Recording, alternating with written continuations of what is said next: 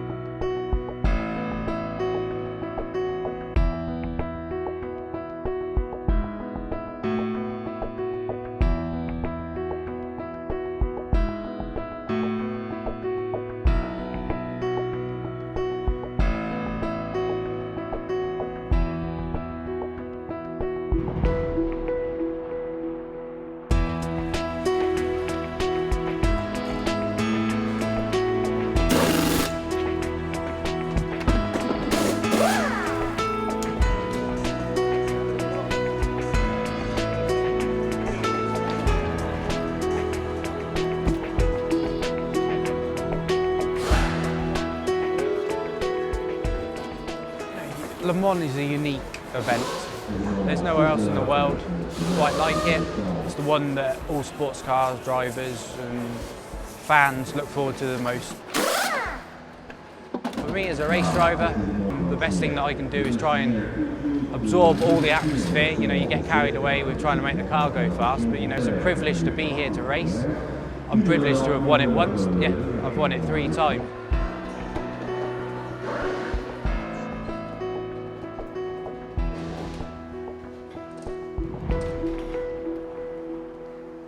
Le Mans is special. Just getting 50-odd cars here, 200 drivers, I don't know, there's something like 2,000 marshals here. The logistics of the whole event is just huge.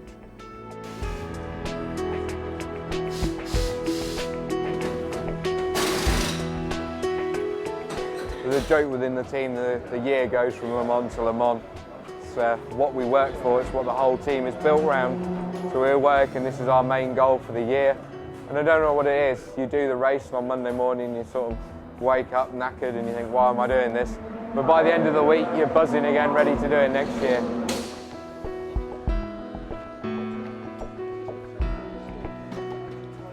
Everyone in this paddock, whether it's a fan, a team owner, driver, mechanic, everyone's got a unique story that makes Le Mans special to them.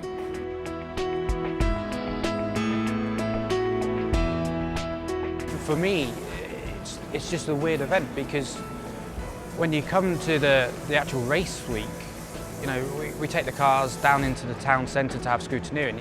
You don't do that anywhere else in the world. So, you know, that's something for me that was quite different. And my first ever time here, I just thought how bizarre it was that you would go down into the town and really didn't appreciate how many people would turn out to watch a car get pushed around a square. When I first saw that, that's where it really first hit me how big the event was going to be. You know, it's been said to be the largest sporting event in the world. And it's proven true. You know, it's not about the endurance in this race, it's about the endurance of the 3 weeks that build up to this race. It's just such an event. I think that's why you see drivers from Formula One, from IndyCar, from NASCAR, from sports car, all come to this race and give it their best.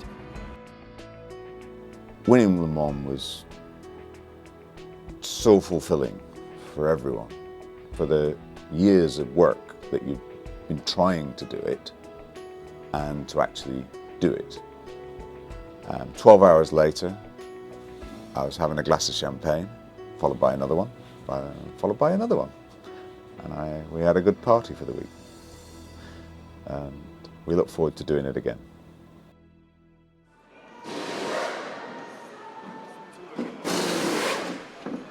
The 24-hour Le Mans is one of the 3 great races in the world. I mean, you have Indy 500, Monaco Grand Prix, and this.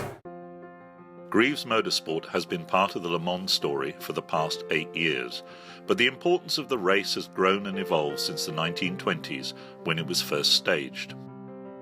In the early years, the race was given a glamour and prestige to match Annie with the participation of the Bentley boys. Their period of domination was followed by the time of Alfa Romeo and Bugatti. In the post-war period, it was the emergence of new sports car companies, notably Ferrari and Jaguar, who competed against the more established names such as Mercedes-Benz, Aston Martin and Maserati. These races took the Le Mans legend to a new level. The 60s saw the titanic David and Goliath battle between Ford and Ferrari, while in the background Porsche grew in strength and performance. Porsche's string of wins during the 70s and 80s was interrupted occasionally by local favourites such as Matra, Alpine Renault and Rondeau. But it was not until the latter days of Group C that they were overtaken by Jaguar, Sauber Mercedes and Peugeot. The 90s was initially a thin time in endurance racing, but by 1998 the race saw no fewer than 7 factory teams competing, a testament to both the marketing and engineering appeal of the event. Since then we have witnessed the Audi era, as they have swept all opposition away, introducing new technologies such as direct injection and diesel power to racing. Throughout the years, the Le Mans 24 Hours has remained close to the road racing roots of the sport, still running on public highways as well as the normal closed track. The Circuit de la Sarthe itself has added to the legend of the sport. Corners such as Indianapolis, Arnage and Tertre Rouge becoming familiar to the thousands of fans who flock to the race every June. The track is challenging. It's incredibly high speed, and the track is a public road. And so you get, semis going up and down it, you get new bumps in the road, you get repaving done, and it's just, even during the day, I mean, the track opens up for the public every day. And so you don't know who dripped more oil on it. What coolant they dumped out of their milk truck on the way to work that morning. It's always changing every session. Perhaps the best known part of the track is the Route Départementale 338, or simply the Mulsanne Straight. You go out onto the Mulsanne Straight, one of the first things you have to do is you cross the road. With the camera on the road, generally speaking, the car will just touch, and that gets your attention. Then we're heading off, and then you start to feel the tram lines caused by the trucks. So the car is just slowly just moving a little unnervingly. And then when it's raining, those tram lines become lethal, because of course then you can aquaplane. You have to make sure that everything you do is going to be right the first time, because with the speed you have here, you turn in once, and that's the only chance you get. Here in Le Mans, it seems to be a wide variety of weather conditions. So over a lap, you're having to do or take into account maybe 3 or 4 different levels of grip. And the fact that you're always having to think about that is quite exciting. It's quite cool, because you're going down the straight and you're thinking, all right, I broke at point A last time, but 4 minutes has gone by, so what is it like now? Which is a bit nerve-wracking, but at the same time, it's what we're here to do. We're here to push limits and find the limits and go as fast as we can, and having that extra element just makes that much more exciting.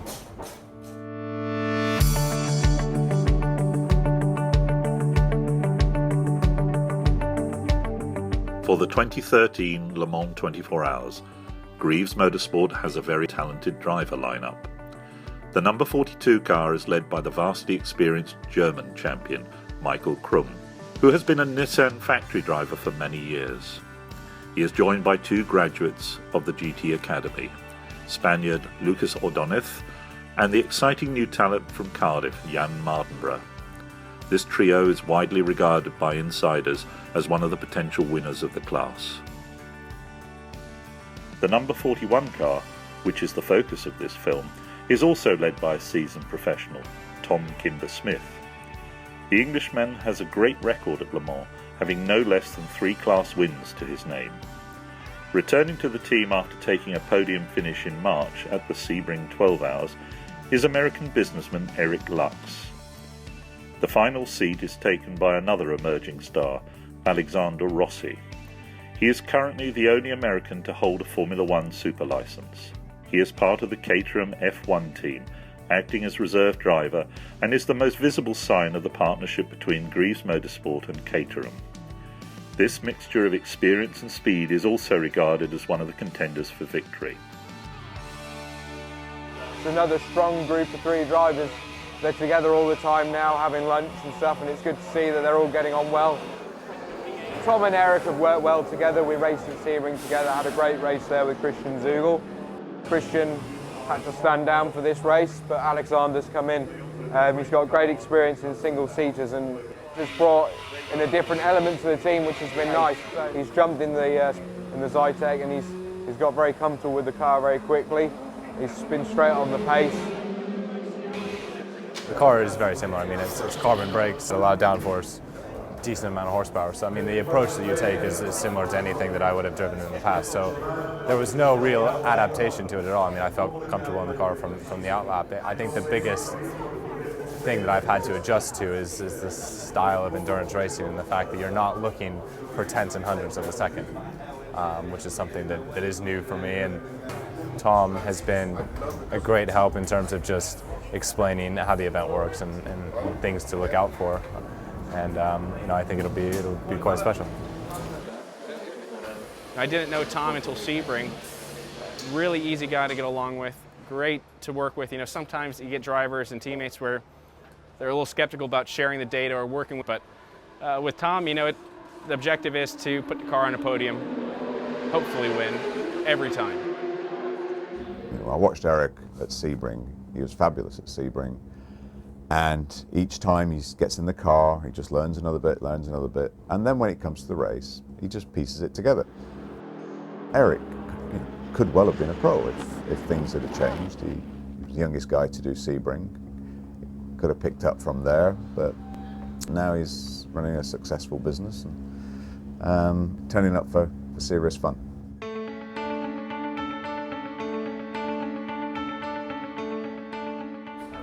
Greaves and the group of people that are involved, they've won in the past and they obviously know what they're doing, and I'd say the mechanics are some of the best mechanics I've worked with. As a driver, that gives you a great amount of confidence when you get into the car because you just know that the platform underneath you is consistent and it's going to do its job. The new partnership between Greaves Motorsport and Caterham is not just about technology. It is also about bringing the shared experience and knowledge together to create a better racing car. At Greaves Motorsport, we understand endurance racing, and especially the Le Mans 24 Hours. Caterham have been building sports cars for 40 years and are an integral part of the Formula One grid. We are lucky to have such a resource available to us.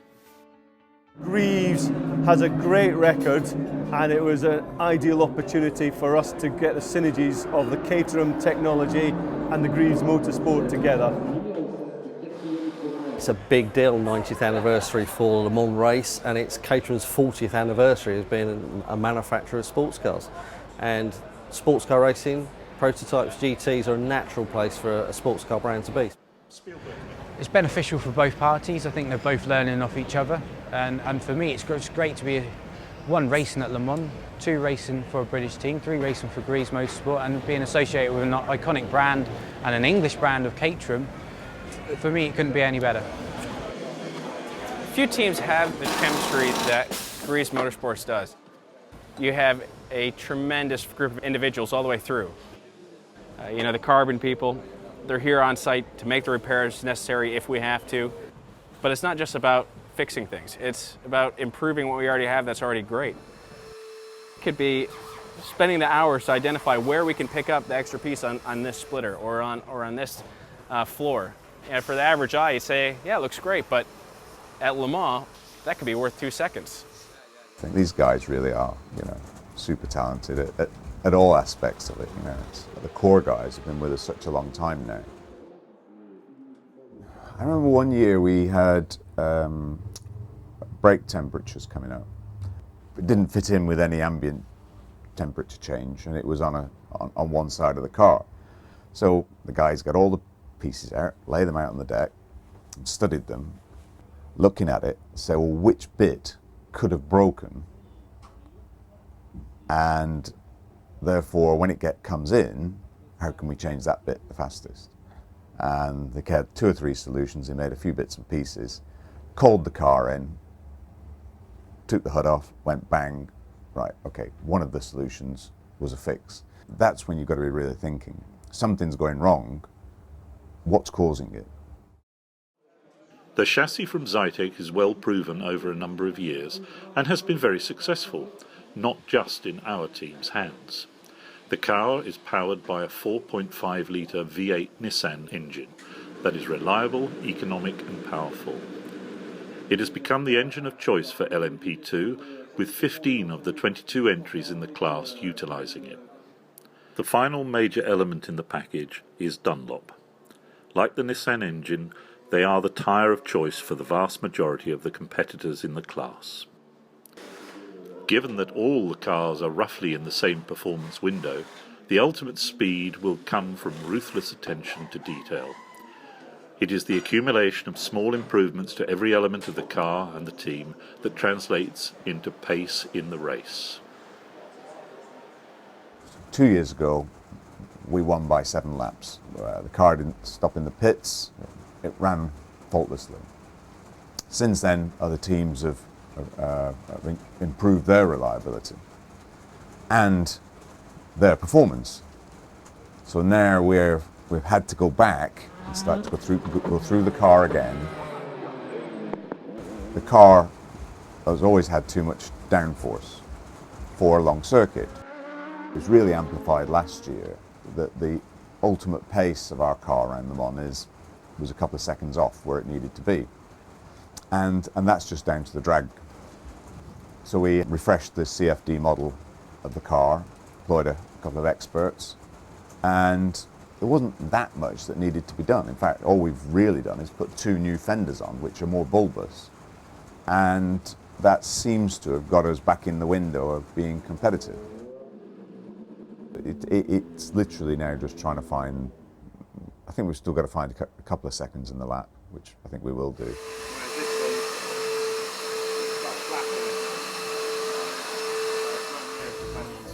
Yes, a while ago what we did was try to restore what's the original profile of this splitter, because as we all know, this is the first part of the car that hits the air, and it's all about aerodynamics.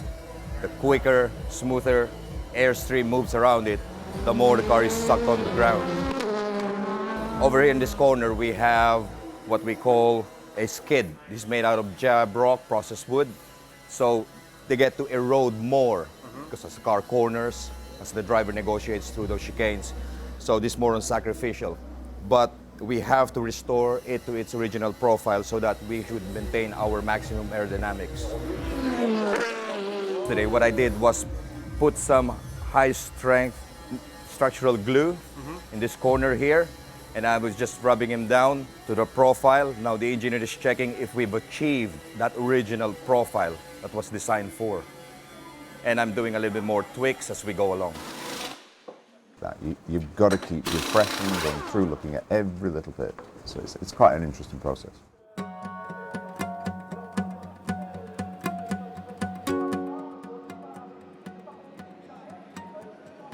"10 hours of practice and qualifying before the race may seem sufficient, but the reality is that there's never enough time available to the team, and that is before any problems are encountered. The length of the lap and the constantly changing conditions of the track means that every minute is valuable.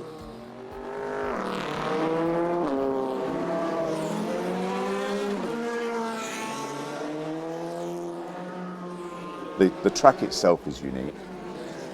To have 3-4 long straights with nothing to do, and then how cold are my tyres, my brakes, are they up to temperature, and then bang, you've got to be on it. And it bites. You don't have a small accident at Le Mans.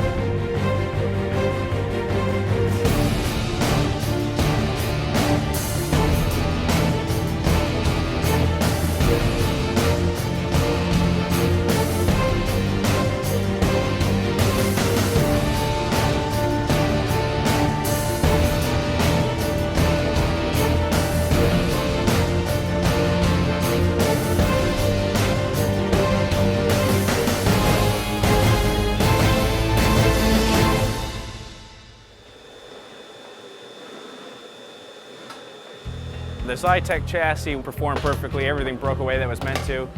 The tub remained intact. Some other chassis out there wouldn't be in that conditions.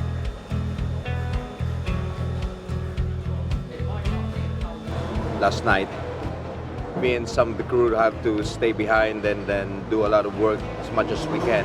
We did a lot of repairs on any bodyworks that we can salvage. And it's just the amount of things that we have to do, that we have to finish to move forward, so that we'll have a good car running this evening at 7 o'clock.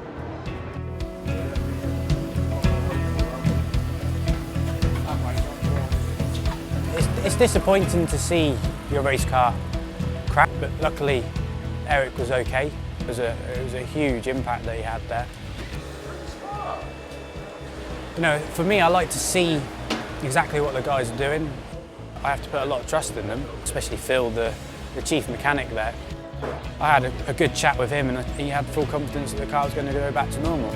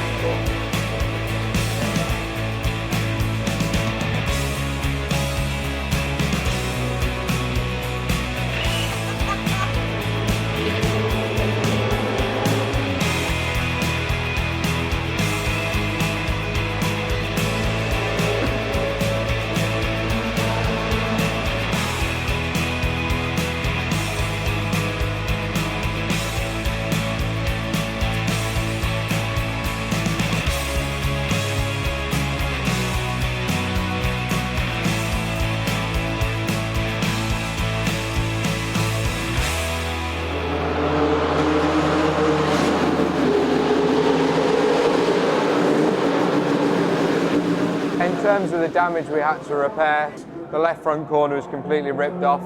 There was some minor non-structural damage to the chassis that we had to repair. The radiator was ripped off, engine cover, side pods, both floor sections. So there's a lot of work involved and a lot of fiddly little bits that we had to sort of glue on, make up, repair and put back together. But the car's back in full form now. Two guys had to stay up all night to work with the repairs. We got some sleep, but the repair was done faultlessly and with a little bit of time to spare. So no, it was really good, really top effort from all the guys. We lost 6 hours of track running yesterday, so we're a little bit on the back foot as far as setup with the car is concerned. But we're very fortunate to have a teammate car. They're basically doing all the setup work, and that's why I've been staying here fairly late last night to try and keep an eye on what they're doing, so we can literally just bolt on what they found and start our race week really starts now today.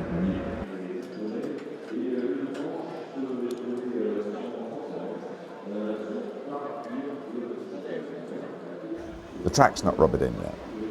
If it keeps raining like this, it's not going to rubber in. So that makes it very difficult to set up the car for a track that's still green.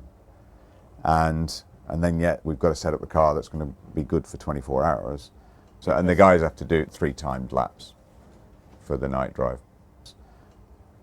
So which way are we going to go?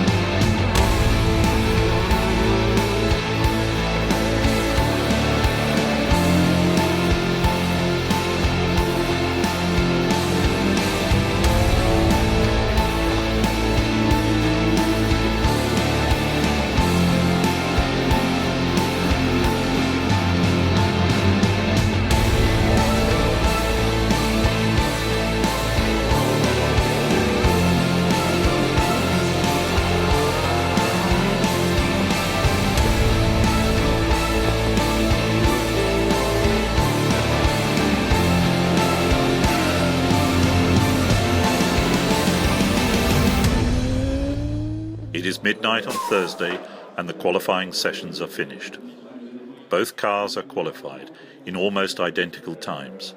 The starting places of 12th and 13th are not representative of the real pace of the cars, but considering the circumstances that applied to number 41 yesterday, the team are happy to be in the race with both entries. I think the biggest surprise for me has been the amount of time that it takes to do a race weekend. It's very cool in the sense that the event is drawn out and the fans are able to get close. It's a bit of a change of pace, which is not a bad thing. It's just There is no action on track during Friday. The fans invade the pit lane and watch the mechanics prepare the cars for the race. The drivers have their part to play as they make the trip into the city for another unique feature of the Le Mans 24 Hours, the Drivers' Parade. They climb into old cars and are driven round the city centre to receive the plaudits from the crowds. They sign autographs and give interviews. It is another way that the participants connect directly with the fans, making everyone part of the spectacle. The atmosphere is that of a giant party, with everyone invited.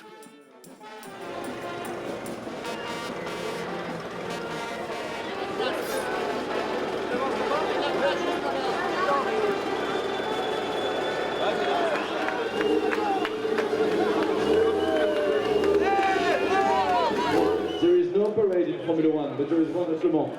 Yes, this is amazing. It's so cool, and I'm very happy to be here with Tom and Eric, and look forward to a fantastic weekend. Oui, effectivement, il n'y en a pas en Formule 1 pour faire.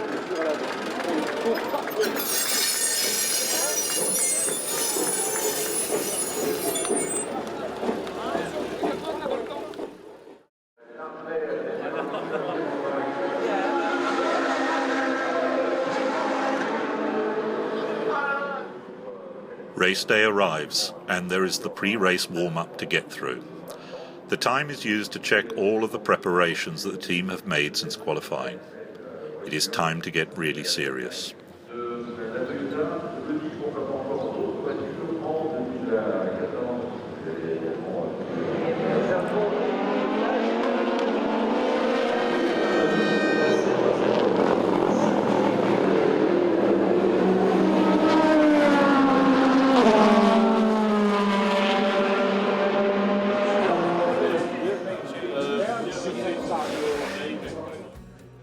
The car's back in full form now. We've ran on Thursday night and faultlessly just finished the warm-up this morning. All going well, so no, really looking forward to the race ahead now.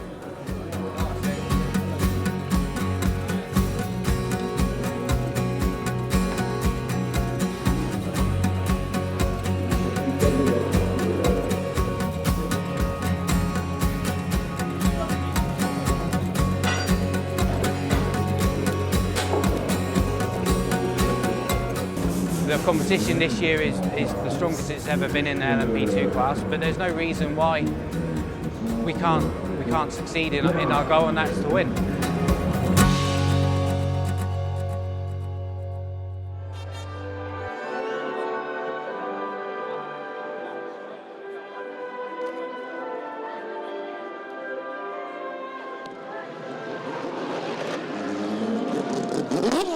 Pre-race build-up to the Le Mans 24 Hours matches anything in the sport.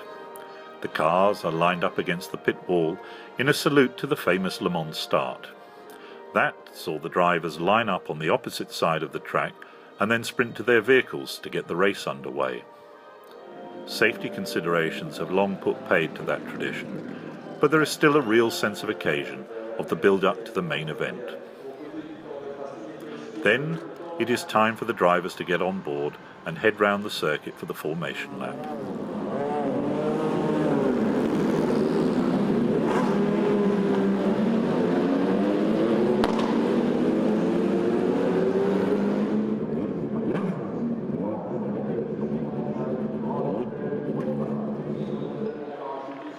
Grid forms up and the final checks and rechecks are made by the crew. Then suddenly it is time to clear everyone off the track and the cars set off on the pace lap.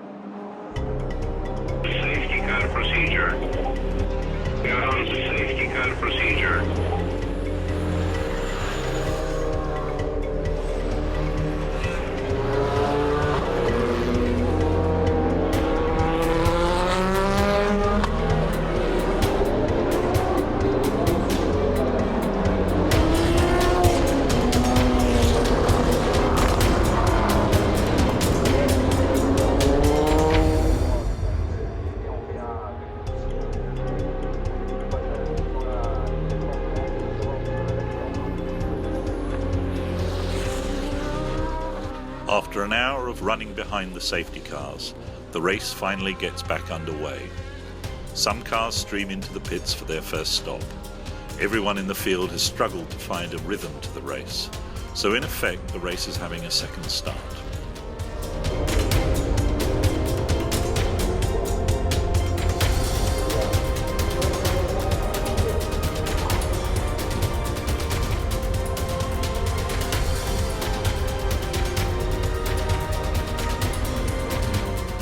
Car 41 was running well, consistently in the top 5. Tom's opening stint was a triple, lasting just over 2 hours.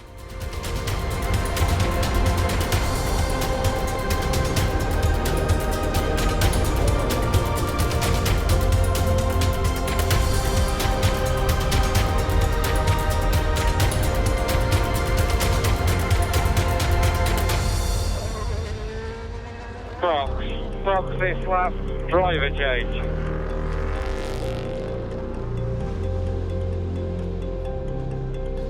Tom pitted and Alex took over, but after a slow outlap he was back in with a suspension problem at the rear.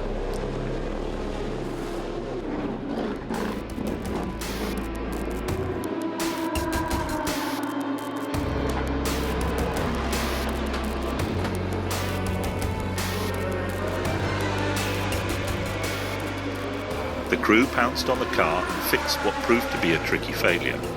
But 16 minutes were lost, and, in a class as fiercely contested as LMP2, the chase for victory was effectively over.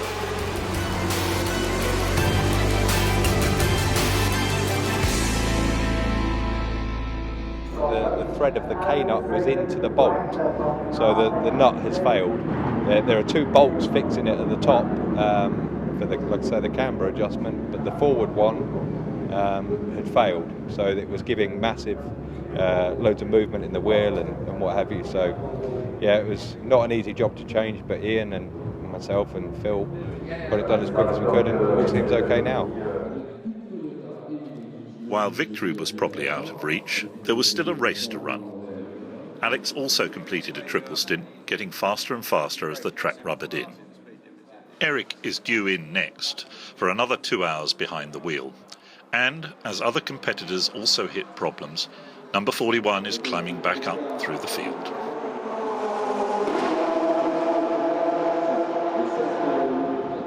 The old expression that it is always darkest before the new dawn seems especially true during the Le Mans 24 hours. Grinding out laps in the darkness while the lack of sleep catches up is always a case of mind over matter. It's hard to motivate yourself, almost knowing that it was sort of impossible to get a result. But after seeing how hard the guys worked to put the cars back together, they were pushing as hard as they could to get us out there as quick as possible. It's only right that we do the same out on track.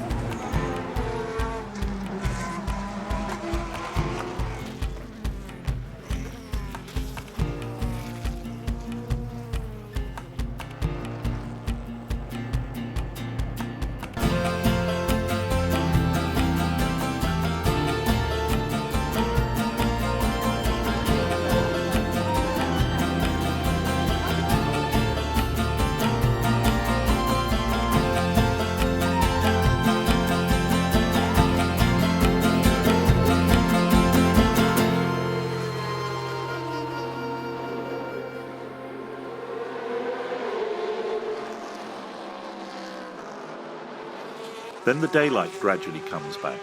The first coffee of the day is drunk, We have made it through the night and there is a new spring in the step. Car 42 is still in contention for a podium place, and Car 41 has gained places steadily. Eric, Tom and Alex have done a great job pushing as hard as they could. The hours of darkness have been kind to the team.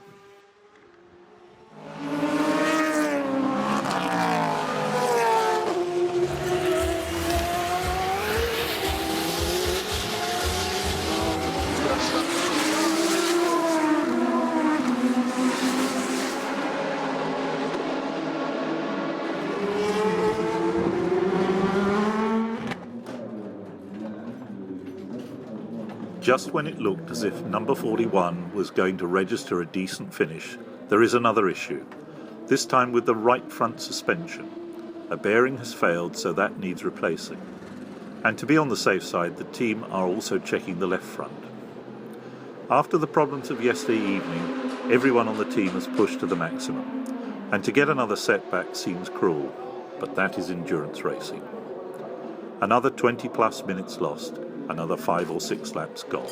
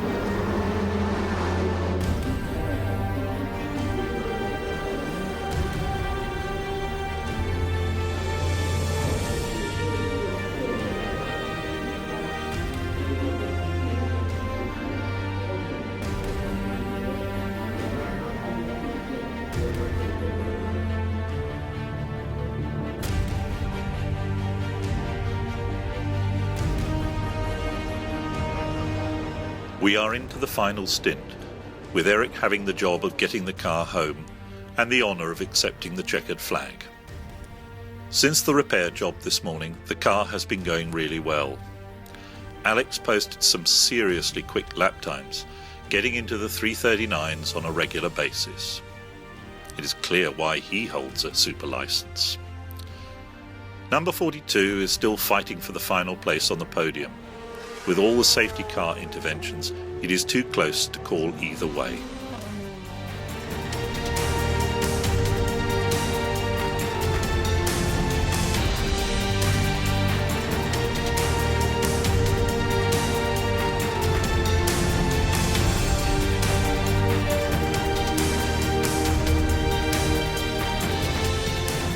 You know, we had a lot of things happen to us in 24 hours. Normally you don't get that much in a full season.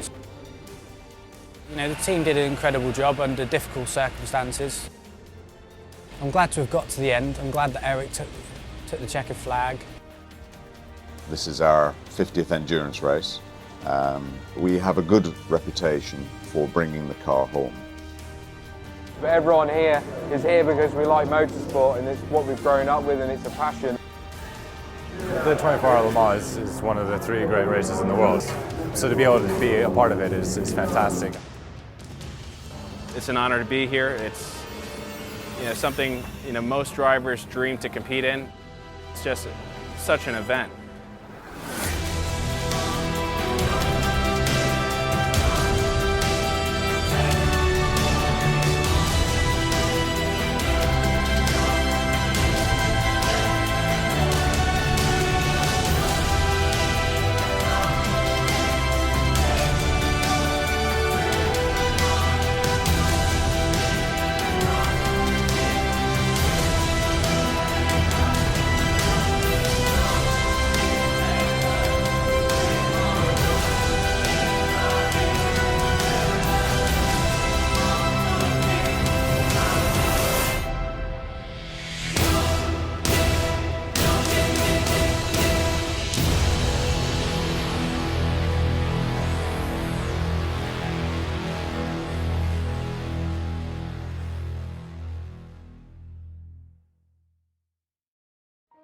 No matter what anyone says about winning their class before the race, the reality is that just finishing feels like victory.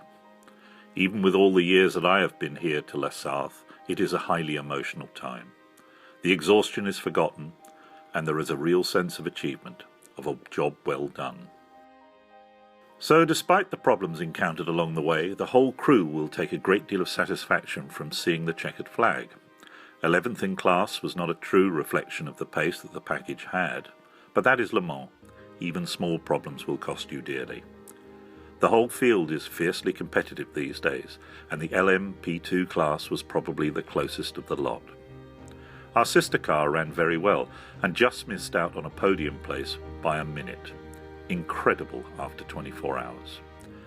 Getting 2 cars to the finish for the second year in a row is a clear indication of the skills and sheer hard graft of those who prepare these machines. Motorsport is a very competitive activity, and endurance racing is no exception to this rule. Teams and drivers push themselves to the maximum in pursuit of victory. However, away from the action on track, those of us who work in the FIA World Endurance Championship, of which the Le Mans 24 Hours is the centrepiece, feel as if we're all part of an extended family. Like all members of a family, we share in the joy and pain that our relations experience.